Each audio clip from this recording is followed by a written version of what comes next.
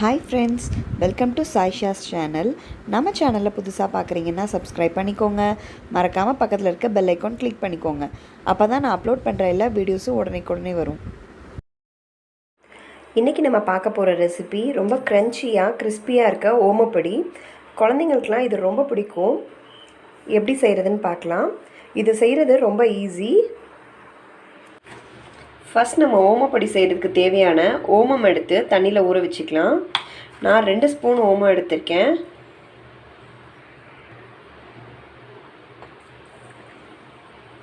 அதை இப்படி தண்ணி போட்டு ஊற வச்சுக்கலாம் ஒரு 10 மினிட்ஸ்க்கு.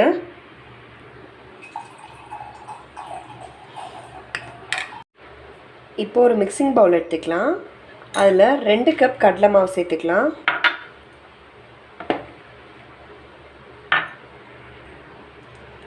அதோட 1/2 கப் அரிசி மாவு சேர்த்துக்கலாம். சால்ட் கொஞ்சம்,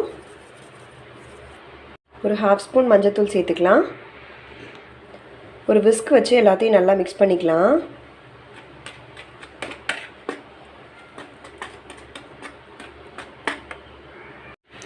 நம்ம ஓமம் ஊற வச்சுருந்தது நல்லா ஊறிடுச்சு. இது ஒரு மிக்ஸி ஜாரில் போட்டு அரைச்சி எடுத்துக்கலாம். அரைச்சாச்சு. இப்போ அதை ஸ்டெய்னர் வச்சு அந்த ஜூஸை மட்டும் எடுத்துக்கலாம்.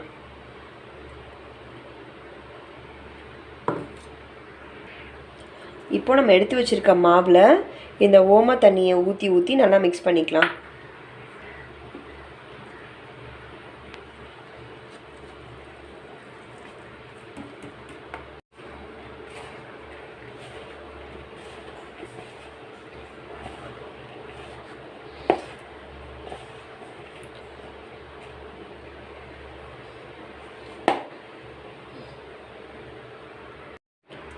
ரெண்டு ஸ்பூன் பட்டர் நான் மெல்ட் பண்ணி ஆட் பண்ணுறேன்.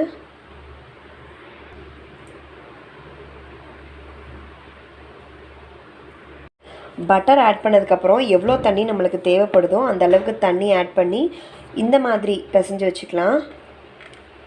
ரொம்ப டைட்டாக இருக்கக்கூடாது, இந்த மாதிரி இருக்கணும். இந்த மாதிரி இடியாப்ப குழா எடுத்துக்கலாம். அதில் ரொம்ப சின்ன ஓட்டையாக இருக்கும்ல, அந்த இது எடுத்துக்கலாம். இதில் ஃபுல்லாக மாவு ஃபில் பண்ணணும்னு இல்லை, பாதி ஃபில் பண்ணிக்கோங்க. அப்போ தான் ப்ரெஸ் பண்ணுறதுக்கு ஈஸியாக வரும். ஒரு பேனை ஹீட் பண்ணி அதில் ஆயில் ஊற்றிக்கோங்க. ஆயில் வந்து நல்லா ஹீட் ஆனதுக்கப்புறமா மீடியம் ஃப்ளேமில் வச்சுக்கோங்க.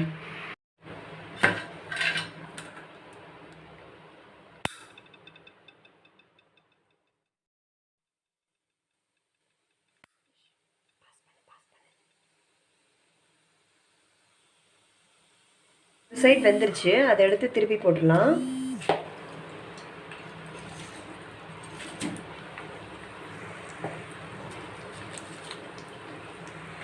ரெண்டு சைடும் இப்போ நல்லா வெந்துருச்சு. இப்போ நம்ம எடுத்துடலாம்.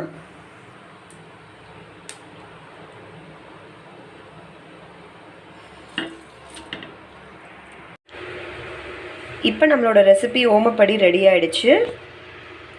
நம்ம ஆட் பண்ணியிருக்க பட்டரும் அந்த ஓமமோட வாட்டரும் சேர்ந்து ஃப்ளேவர் ரொம்ப சூப்பராக இருக்குது.